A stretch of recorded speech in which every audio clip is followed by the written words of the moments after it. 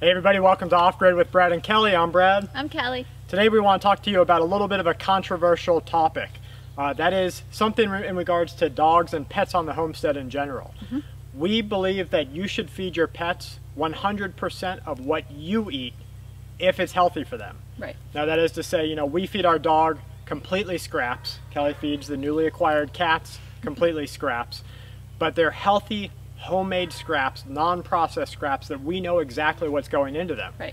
Now I know immediately off the bat we're going to get some conflict from people who say, you better have the Purina, you better have the Meow Mix, you better have this and that, but I want to talk about this openly here because if we as humans are accepting this non-processed food into our bodies, why is that not good enough for an animal? Right, exactly. And also, you know, there are things that humans can have that you're not supposed to give to dogs or cats, and we just, you know, negate that from their diet. But if it's healthy enough for us, then it's more than healthy enough for them. And it takes away that dependency on, oh, we're running out of dog food, oh, we're running out of cat food, we got to go to the store and get some. Yeah, that's exactly. that's keeping that dependency on someone else, on having to have someone provide something for you. Right, and that's part of the corporate or even the capitalist gimmick is that this company can do it better than I can. Right. They can't. We have here homemade yellow rice that Kelly made herself, some corn, and chicken scraps. Right. And so, you know, what we'll do is when Kelly's processing our chicken, she'll cut the fat off, cut the bones out, do everything there, and then she'll keep those and we'll boil those separately. Right. And then we'll add that into whatever scraps that we come with. Yep, and nothing goes to waste that way. We keep leftovers as long as we eat them, and then, you know, there's always that little bit that, oh, it's not quite enough for a meal, and that becomes animal food. So you might ask, okay, well, what do you do then with the scraps that your animals can't eat? Like if we have garlic cloves out of a tomato stew or something like that. Absolutely. We put everything that the animals can't eat or shouldn't eat in abundance into the compost pile if it fits there. Right. Yep. If it doesn't fit in the compost pile and it doesn't go to our animals, it just goes out. And whatever eats it will eat it. Right. So what are your guys' thoughts on that? We believe in having as little trash as possible. Yes, absolutely. As little waste as possible. And I know that even if the dog or cats couldn't eat it, even if the chickens or goats couldn't eat it, and it couldn't fit in the compost bin for one reason or another, yogurt, cheese, whatever it might be, and it goes out there and feeds a squirrel, I might have to eat that squirrel someday. Absolutely. So, you know, I'm okay with that kind of fulfilling that food's life cycle. What are your guys' thoughts? Yeah. Do you scrap feed your animals?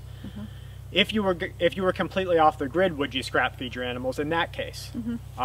Do you think that the Purina, dog chow, all of those corporate animal food outlets are complete scams? Yes. Or do you think, no, I know my dog or my cat or, you know, whatever pet, they're going to get the right amount of nutrition, that I don't have to worry that they're going to be unhealthy or overweight or something like that, because you are trusting in that company that they are providing the correct amount of nutrition and health. Yeah, and that way it's kind of a mind freak, you know, because we've had people come over and they've said, no, you can't give the cats that, or no, you can't give the dog that. And I just tell them, listen, I'm feeding this to my child. Right. And if it's okay for me to give it to my child, and it's not statistically proven to be harmful for this animal, it's way better than anything you can buy at the store. Right. But they're so deeply ingrained in that servitude tunnel vision. Yes. You know? You need this dog food that is marketed towards that, oh, it's all natural, it's healthy. Yeah. It's for puppies, for bigger dogs. Puppies. For yeah, these ones are for a lean dog, this one's for a large dog. It's a good coat. Us, it oh is, my God. A good coat, you know. Healthy coat. That to me, anytime you put those explicit gimmicks wrapped around something, that just screams that you're feeding that to an audience that isn't a thinker. You know, because if you know your dog is dry, you know, has a dry coat or something, There's add some fat into it yourself. Right. Or, you know, or give it, you know, look up a way to give it a bath to moisturize it, you know, an oatmeal bath or something like that. Right. But don't fall for the gimmick of, oh, but this is for healthier teeth or better gums or some sort of, in our opinion, scam. Now, one of you guys might be a veterinarian, and you might say, Brad, you're absolutely wrong. I've read what Purina puts in it, and it's better than human food. In that case, you know, if you can give me that information, I have no problem converting my thought process there, that if this food is okay for my children, then it's also okay for an animal. Right. But this goes beyond just dogs and cats. Right. And it's also our chickens. You know, we won't keep chickens that we have to go out and buy feed for. Right. It kind of, to us, it defeats the purpose of having our own livestock, our own you know, things that are providing us with food. Right. Well, I'll just go buy chicken at the store if I have to go buy feed for the chickens I have, because that's defeating the purpose of, I know where the food's coming from, I know what I'm giving them, I know they're healthy, and in turn we're getting a healthier product from it. Yeah, so we learned that a long time ago, where we initially, when we first started on kind of our homesteading adventure like 10 years ago, we had chickens and we were ignorant to it, and everyone's like, you got to go get the starter, you got to go get this, go buy the egg layer, go buy this. Right. And so we were doing it, and then we actually added up what we were paying out to keep our chickens fed and keep them laying eggs, and what you could buy eggs for, and you'll never be able to do it as cheaply or as efficiently as a corporation. So what we had to do is take out that corporation and get back to the efficient way to do it, and we did that by going and looking at old literature, at the original homesteaders.